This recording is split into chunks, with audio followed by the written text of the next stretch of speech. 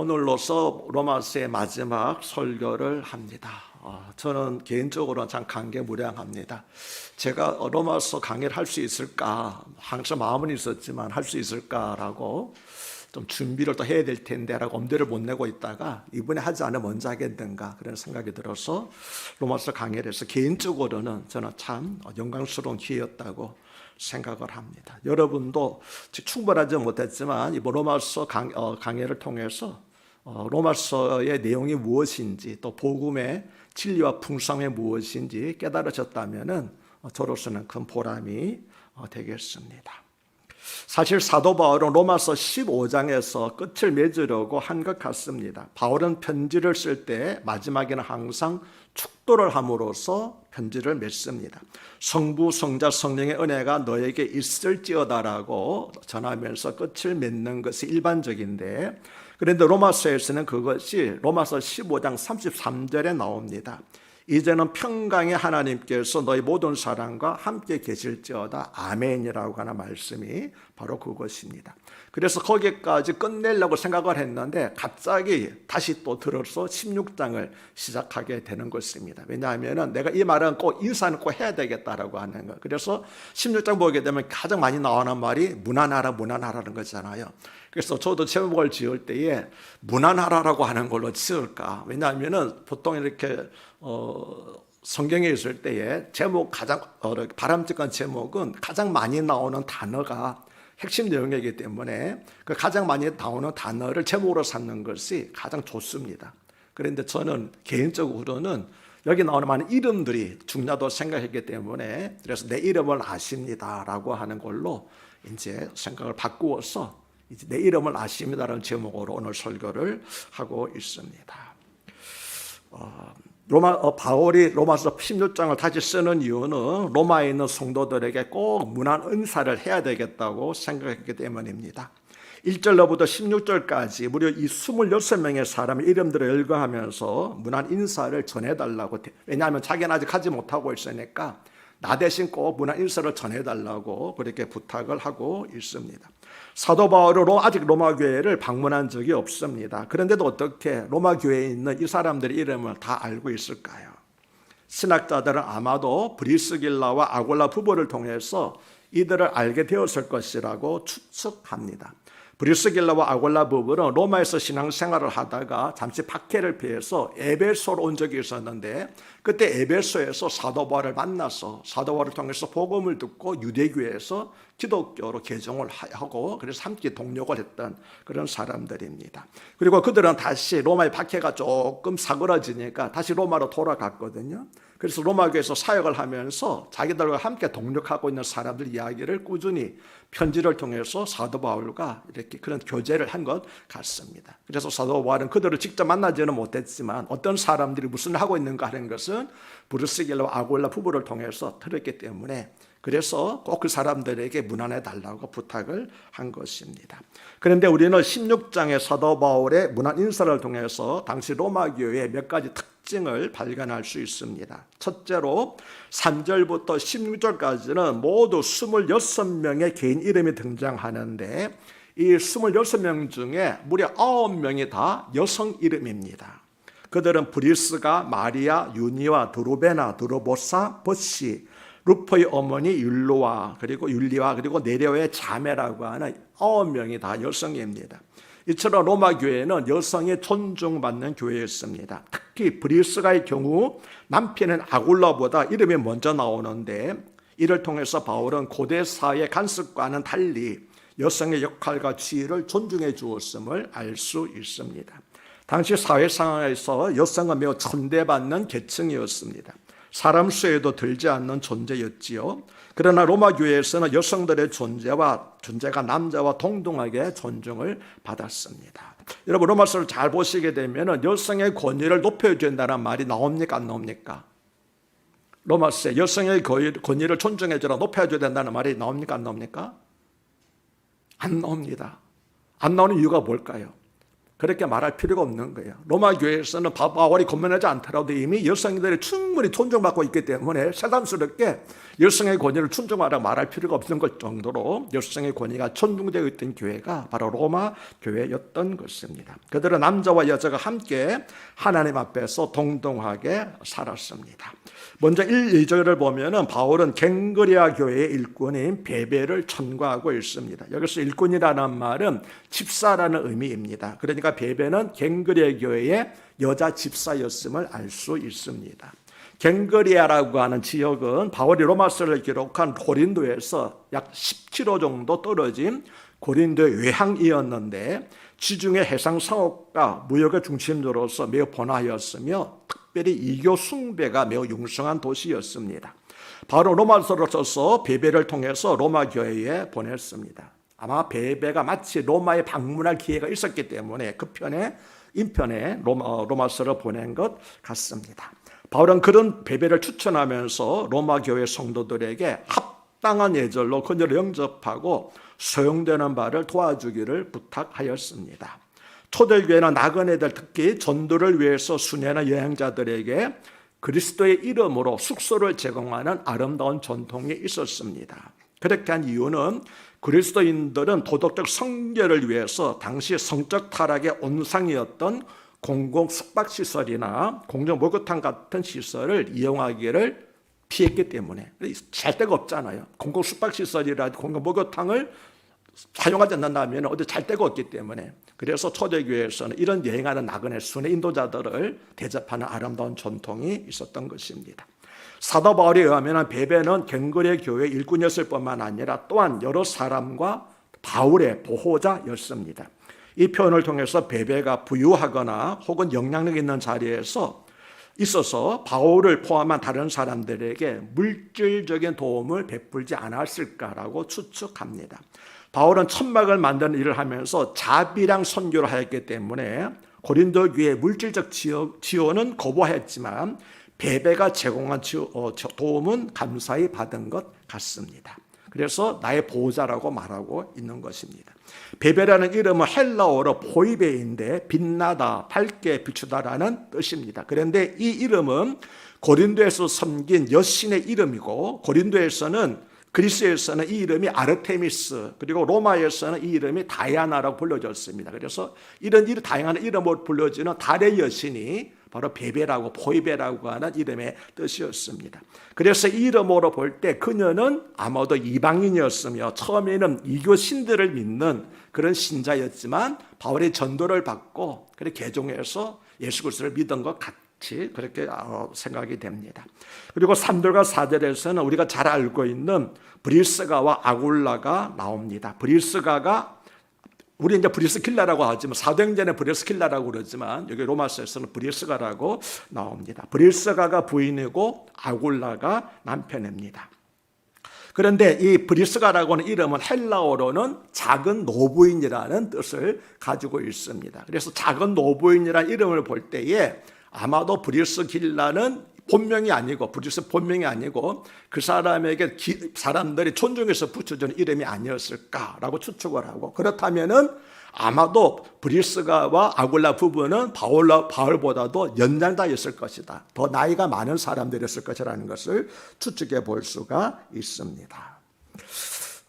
학자들의 그리고 아굴라는 히브리어로 독수리라는 그런 뜻입니다. 학자들의 연구에 의하면 브리스가는 로마의 명문 귀족 가문의 딸이었으며 아굴라는 그 집의 노예였다고 그렇게 합니다. 그런데 두 사람이 서로 깊이 사랑하여 신분의 차이를 극복하고 결혼했다는 것입니다. 이들 부부의 이름은 항상 같이 나오고 신약 성경에 모두 6번 나오는데 그 중에 4번이 아내의 이름이 브리스가 이름이 아굴라 이름보다 먼저 나옵니다. 이것을 볼 때에 브리스가 남편보다 더 신앙이 성숙했거나 혹은 주도적인 역할을 했기 때문에 그렇게 한 것이 아닌가라고 추측을 하고 있습니다. 4절을 보면은 그들은 내 목숨을 위하여 자기들의 목까지도 내놓았나니 나뿐 아니라 이방인의 모든 교회도 그들에게 감사하느니라고 말씀합니다. 여기서 자기들의 목까지도 내놓았다는 말을 직역하면은 사형 집행자의 도끼 밑에 자기 목을 이렇게 내미는 것을 가리켜서 자기 목이라도 내놓았다라고 하는 그런 뜻입니다. 이 말은 브리스가와 아골라 부부가 핍박의 손길에서 바울의 생명을 구하고자 자기들의 위험을, 극단적인 위험을 무릅쓰고 사도 바울을 구출했을 거다라고 추측해 볼 수 있는데, 언제 이렇게 했는지는 알 수가 없지만 어떤 일이 있을 때에 사도 바울이 정말 위험한 지경에 있을 때 그들이 죽을 각오를 하고 이 바울을 구원했다는 것을 알 수가 있습니다.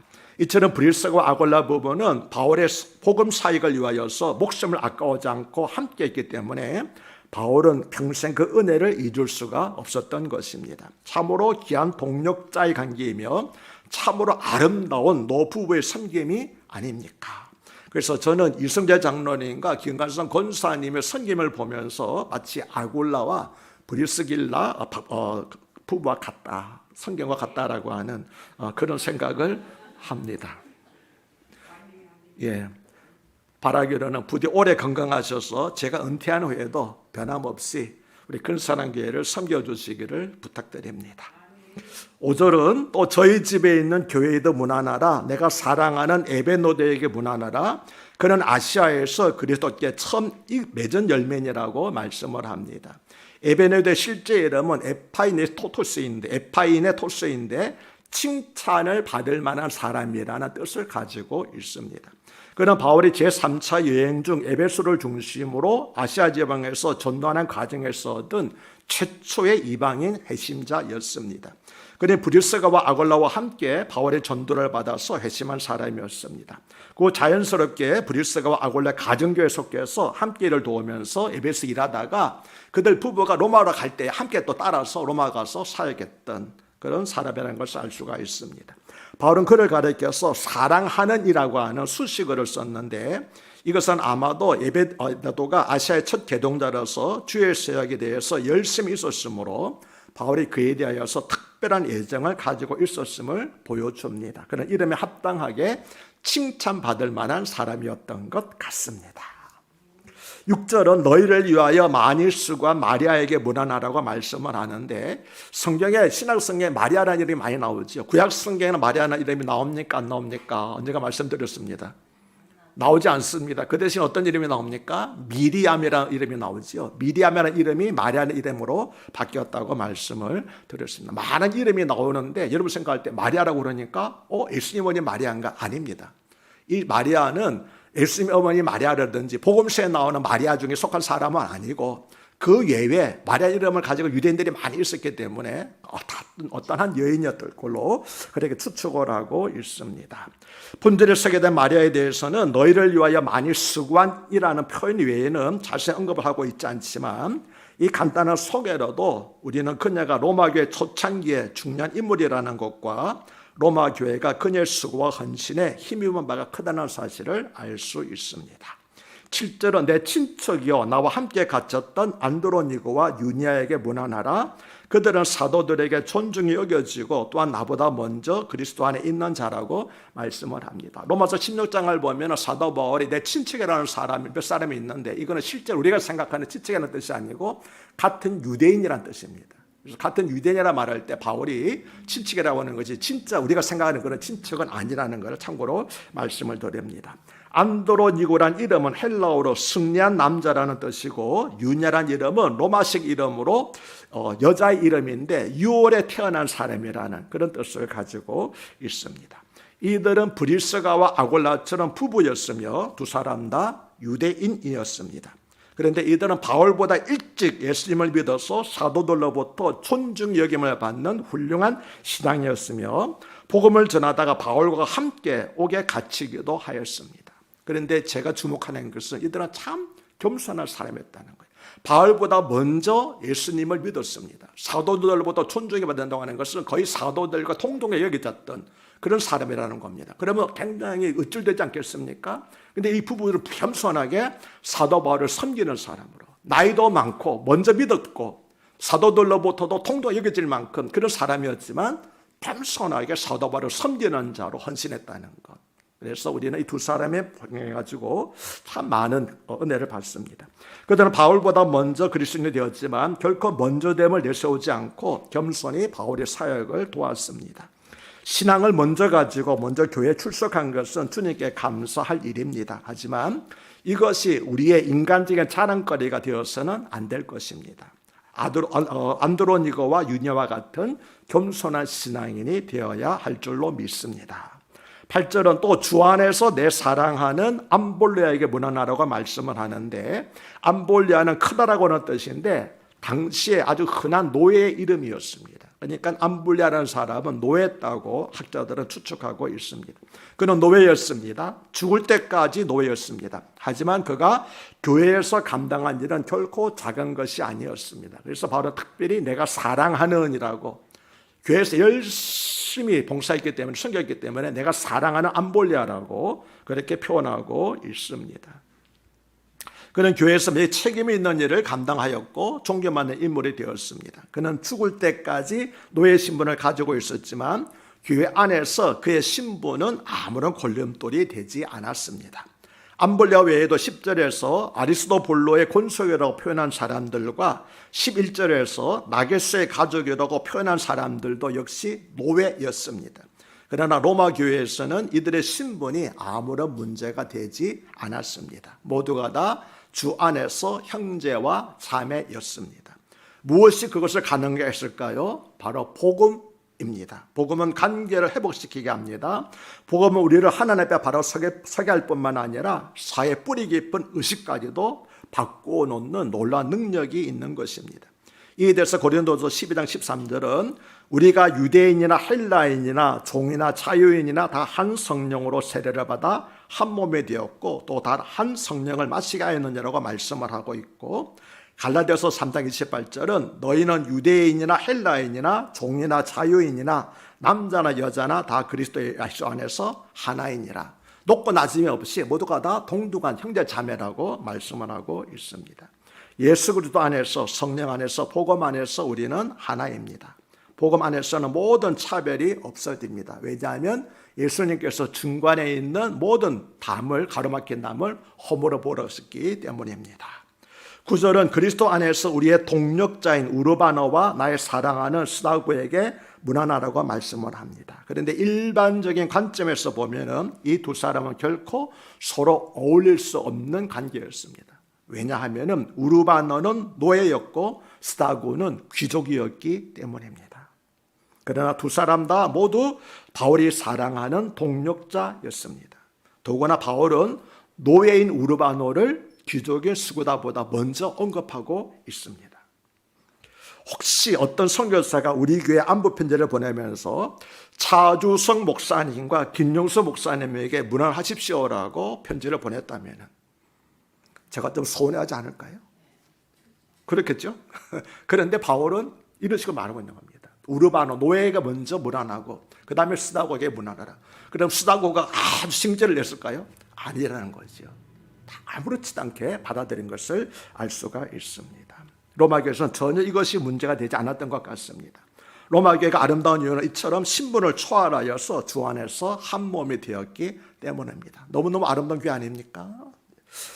10절은 그리스도 안에서 인정함을 받은 아벨레에게 문안하라, 아리스도블로의 권석에게 문안하라고 말씀을 하는데, 여기서 역시 아벨레는 귀족이었고 이름을 알 수 없는 아리스도블로의 권석은 노예들이었습니다.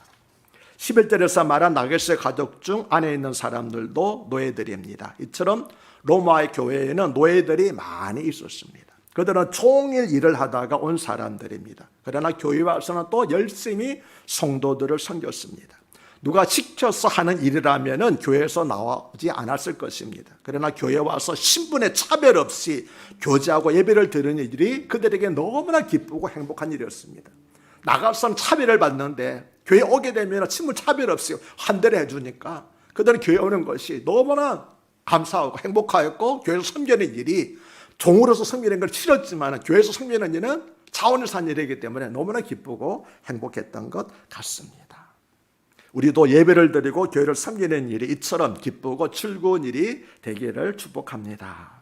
12절은 주 안에서 수고한 두르베나와 두르보사에게 문안하라, 주 안에서 많이 수고하고 사랑하는 버시에게 문안하라고 말씀합니다. 여기서 두르베나와 두르보사는 자매이고 귀족 출신입니다. 당시 로마의 기부인들은 사치하고 방탕한 삶에 빠져 있었습니다. 그러나 두로베나와 두로보사 자매는 기독적인 풍요로운 생활에 안주하지 않고 열심히 신앙생활을 하면서 헌신했습니다. 바울은 그 수고를 칭찬한 것입니다.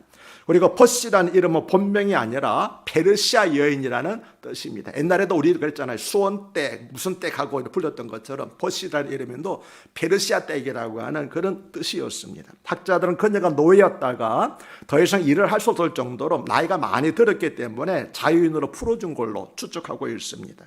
그러나 그녀는 나이가 많음에도 불구하고 주 안에서 많이 수고했습니다. 뒷짐을 지고 앉은 것이 아니라 나는 이제 너무 늙어서 못해가 아니라 나이가 많이 들었을 말고 바울이 말하는 것 주 안에서 많이 수고한 버시에게 문안하라고 그렇게 말합니다. 그래서 많은 성도들이 그녀를 존경하고 사랑했던 것입니다.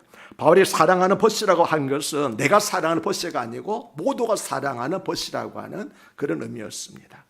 13절은 주 안에서 택하심을 입은 루포와 그의 어머니에게 문안하라. 그의 어머니는 곧 내 어머니라고 말씀을 합니다. 루포는 예수님의 십자가를 대신 지고 간 구레네 시몬의 아들입니다. 그러니까 루포의 어머니는 구레네 시몬의 아내인 것입니다. 이 사실을 통해서 우리는 구레네 시몬과 그의 가족이 모두 그리스도인이 된 것을 알 수 있습니다. 그리고 그의 두 아들 알렉산더, 여기 루프라고 되어 있지만 알렉산더와 루프라고 하는 두 아들인데 두 아들은 초대교회에서 중요한 인물이 되었습니다. 사랑하는 여러분, 억지로 진 십자가에도 이와 같은 은혜가 있다면 차원에서 진 십자가에는 얼마나 큰 은혜가 있겠습니까?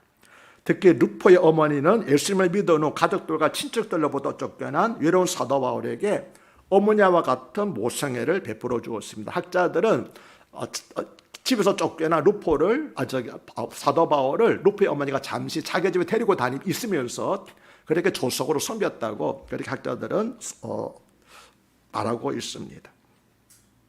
하나님은 루포의 어머니를 통해서 사도 바울을 위로해 주신 것입니다. 우리는 바울처럼 위대한 사도는 될 수 없습니다. 그러나 외로운 누군가를 위해서 모성애를 베풀어주는 루포의 어머니는 될 수 있지 않겠습니까? 우리 교회도 홀로 교회에 나오는 청년들이 몇 명 있습니다. 그들에게 여러분이 루포의 어머니가 되어주시기를 바랍니다. 그럴 때 우리 가운데도 그 아이들 청년 가운데도 사도 바울과 같은 위대한 하나님의 사람이 나오게 될 줄로 믿습니다.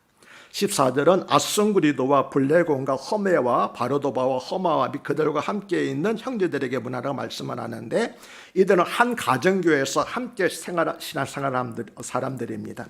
이들은 모두 남성 이름으로 되어 있는데 학자들은 아마도 어떤 특수한 지역이나 직업에 종사했던 노예들 혹은 노예 출신의 사람들이었다고 그렇게 추측을 하고 있습니다.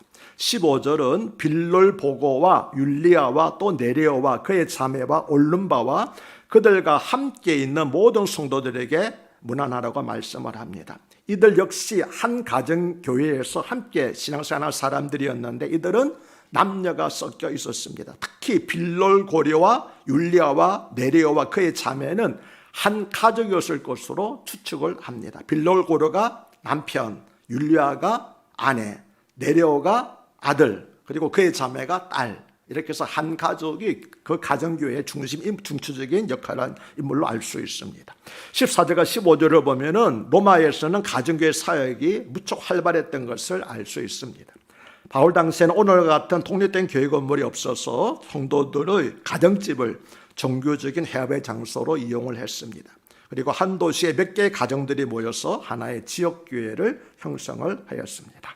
그리고 21절부터는 이제 달라집니다. 21절부터는 그 앞에서는 16절까지는 로마에 있는 성도들에게 문안했다면 21절부터는 이제 고린도에서 사도 바울과 함께 있는 사람들이 이제 바울과 함께 우리도 문안합니다라고 이렇게 문안하는 걸로 되어 있습니다. 21절은 나의 동력자 디모데와 나의 친척 누기오와 야손과 소시바다가 너에게 문안하니라고 말씀합니다. 디모데는 여러분이 잘 아시지요. 사도 바울의 믿음의 아들입니다. 그의 아버지는 헬라인이었지만 어머니가 유대인이었습니다. 누기오와 야손과 소비다바들은 모두 유대인으로서 바울과 함께 사역한 동력자들입니다. 이 가운데서 누기오는 사도행전 13장에 나오는 안디옥 교회에서 사도 바울과 함께 교사로서 섬겼던 구레네 사람 루기오와 통일 인물인 걸로 추측하고 있습니다. 22절은 이 편지를 기록하는 나 더디오도 주 안에서 너에게 문안하라고 말씀을 합니다. 베베가 로마서를 전달하는 전달자였다면은 여기에 말하는 더디오는 바울을 대신해서 편지를 써준, 바울이 불러주면은 받아 써서 적은 대필자였습니다. 바울에게 대필자가 필요했던 이유는 그가 담에서 도상에서 강한 빛을 받았을 때에 아마도 눈병에 상했기 때문에, 그래서 그가 이렇게 눈이 희미했기 때문에 그래서 대필자가 필요하지 않았을까라고 그렇게 학자들은 추측하고 있습니다. 그래서 다른 서신을 보게 되면 바울이 내가 맨 끝에 보게 되면 내가 큰 글자로 서명하노라고 되어 있거든요. 그러니까 대부분의 편지는 대필자가 써줬고 맨 마지막에 사도 바울이 자기 이름만 큰 글자로, 왜냐하면 눈이 잘 안 보이니까 그렇게 쓴 걸로 알고 있습니다. 고대 세계에서는 편지를 쓰는 것은 양피지 위에 쓰는 것이었습니다. 그런데 양피지의 가격이 만만치 않았기 때문에 가급적이면 작게 그러나 뚜렷하게 알아볼 수 있도록 써야 했기 때문에 무척 고된 작업이 었다고 알려주고 있습니다. 그러나 바울의 서신 가운데서 가장 긴 서신은 로마서를 기록하는 고된 작업을 기꺼이 감당한 더디오에서는 하나님의 말씀을 기록하는 은총의 손이 되었던 것입니다. 여러분도 여러분의 가지고 있는 은사를, 달란트를 하나님께 드릴 때 이와 같이 귀하게 쓰임받을 줄로 믿습니다. 23절은 나와 온 교회를 돌봐주는 가이오도 너에게 문안하고 일성의 재무관 에라스도와 형제 고아도도 너에게 문안하느냐라고 말씀을 합니다. 여기서 가이오는 기쁨이라는 뜻인데 사도행전 18장 7절에 나오는 디도 유스도와 동일 인물로 추측합니다. 그는 고린도에서 바울의 전도를 받은 첫 번째 핵심자였는데 바울에게 숙소를 제공했으며 자신의 집을 교회로 내놓을 뿐만 아니라 고린도를 방문하는 모든 여행자들에게 자기 집을 숙소로 제공했던 참 훌륭한 사람이었습니다.